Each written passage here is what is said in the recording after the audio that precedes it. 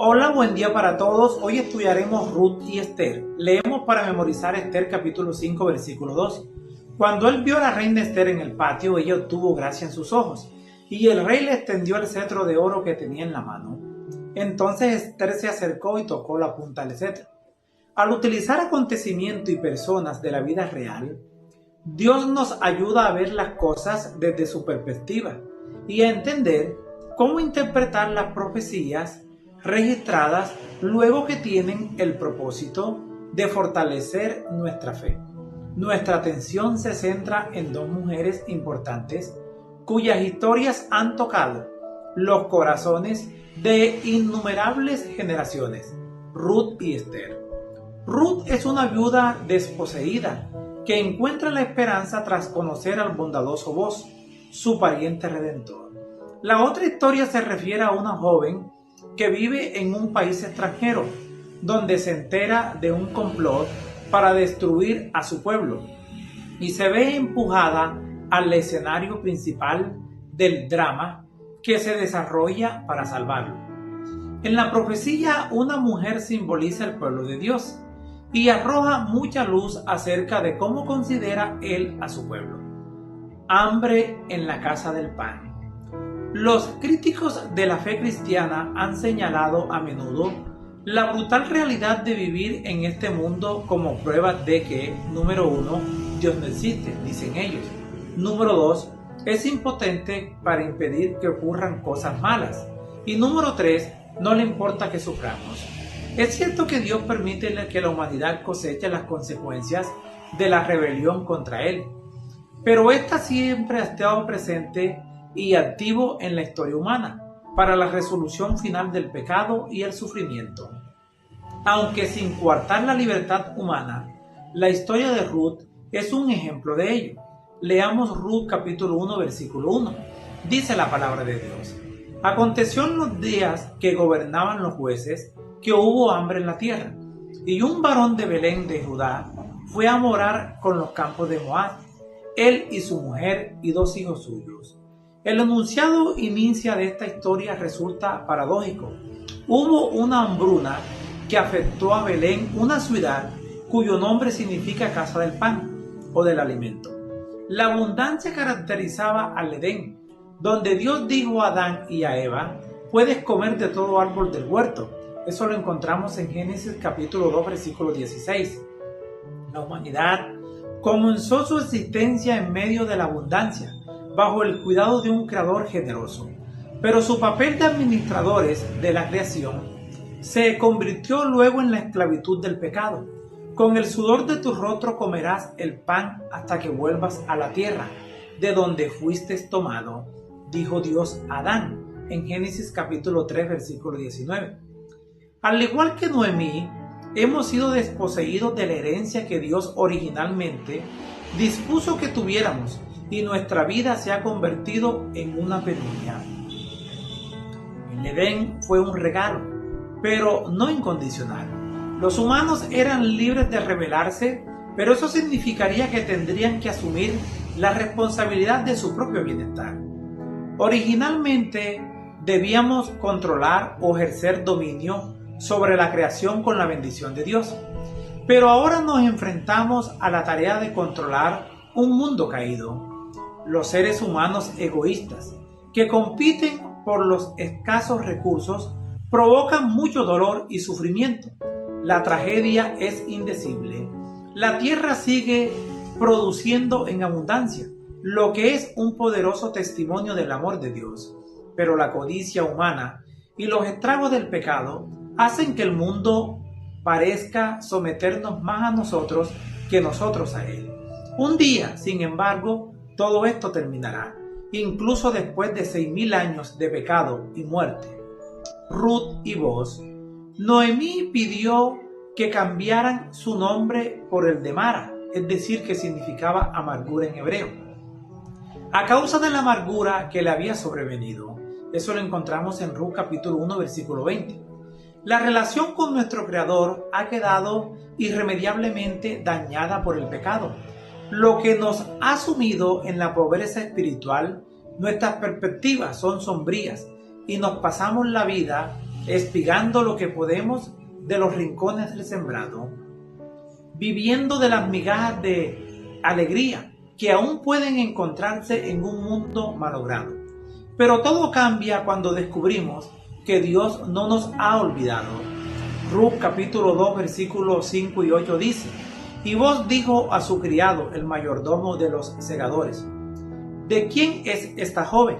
Entonces Booz dijo a Ruth: Oye, hija mía, no vayas a espigar a otro campo, ni pases de aquí, y aquí estarás junto a mis criadas. Noemí no podía tomar posesión de la tierra de su esposo Elimelec sin obtener ayuda de la familia de su esposo. Ella esperaba que Ruth pudiera casarse con un pariente cercano de su difunto esposo y tuviera un hijo de nombre de Elimelec. Dios había dispuesto en Israel que las personas pudieran reclamar su herencia en la tierra prometida. Se necesitaba un pariente cercano para redimir la herencia de Elimelec. Booz no era solo un agricultor bondadoso, él era un pariente de Elimelec que podía redimir la tierra. Si alguien no podía pagar sus deudas y reclamar su participación en la herencia de Israel, un pariente cercano podía hacerlo en su lugar.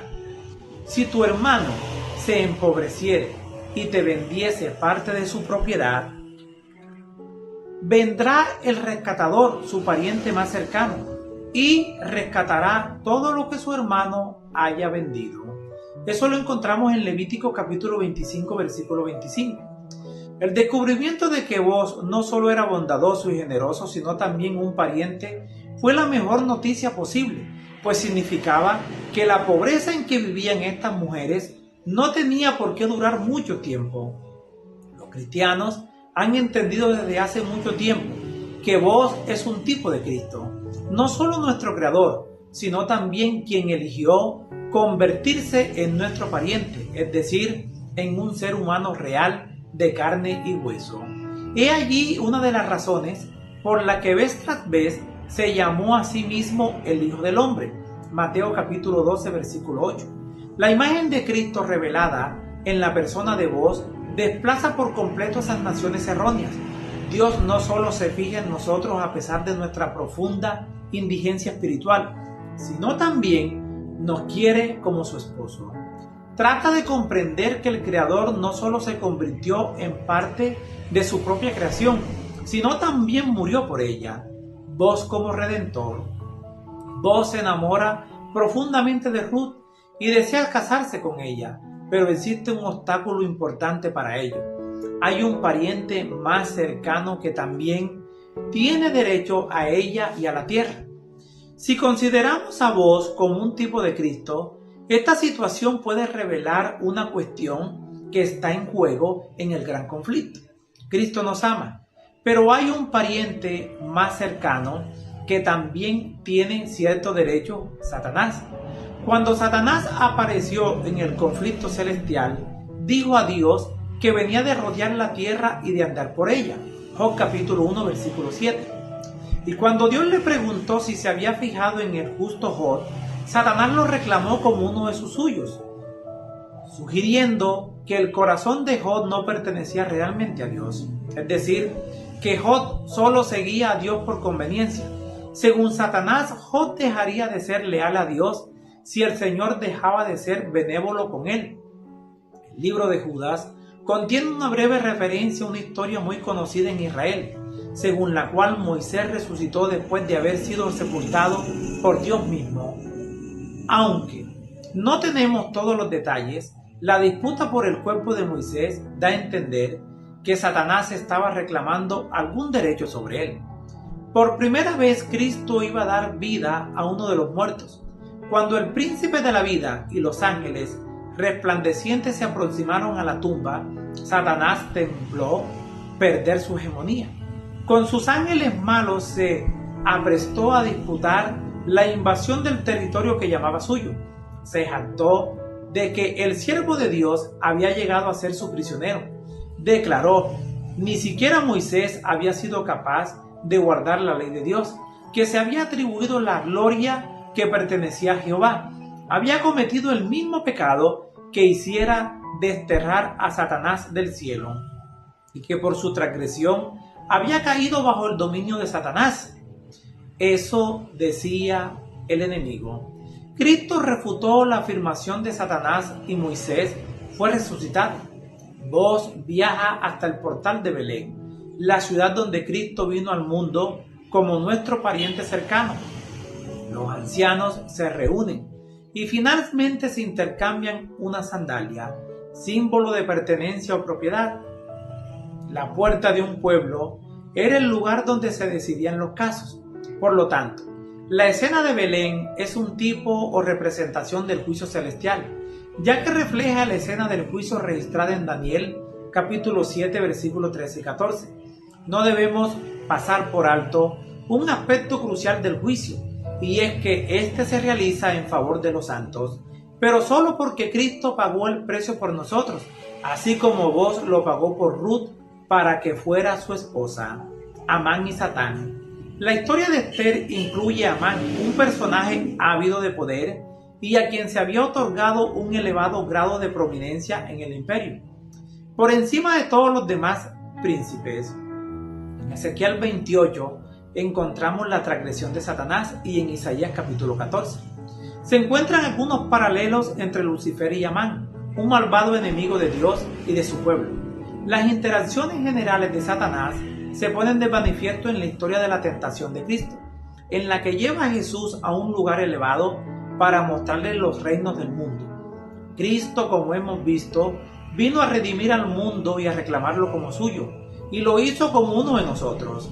Jesús es el pariente redentor, y por supuesto el precio que pagó para redimir al mundo fue muy alto.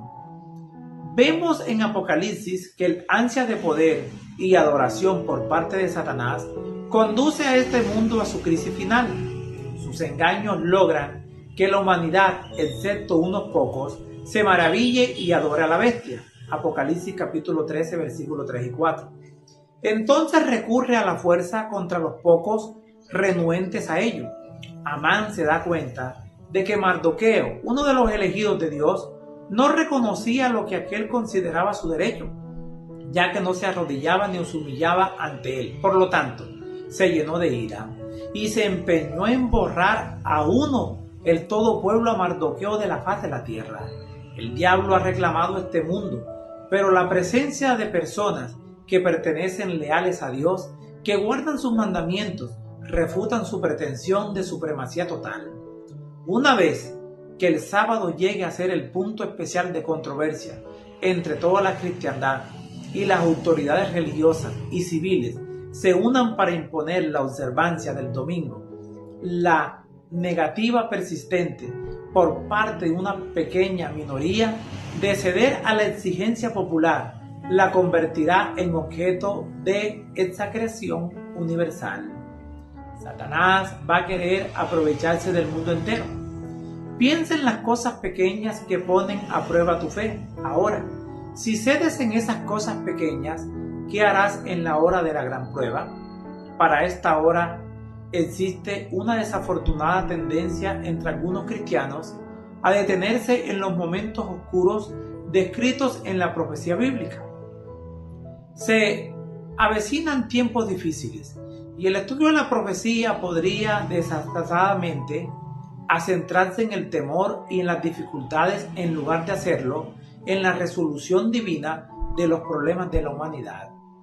Aunque Dios no oculta el futuro y es honesto acerca de los eventos que ocurrirán entre el presente y el fin del gran conflicto, es importante siempre leer la historia hasta su conclusión. En el patrón general que sigue la profecía bíblica, Dios muestra las consecuencias desastrosas de la rebelión humana, pero luego nos da esperanza. Algunos han contemplado las predicciones de una crisis final.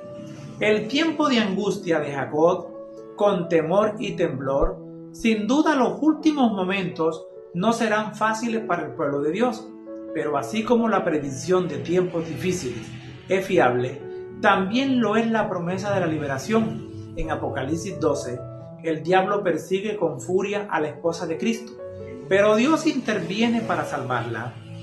La historia de Esther También incluye a una hermosa reina que desempeña un papel central en el drama y a la que Dios utiliza poderosamente para salvar a su pueblo. Leamos Esther capítulo 4, versículo 13. Entonces dijo Mardoqueo: ¿qué respondiesen a Esther?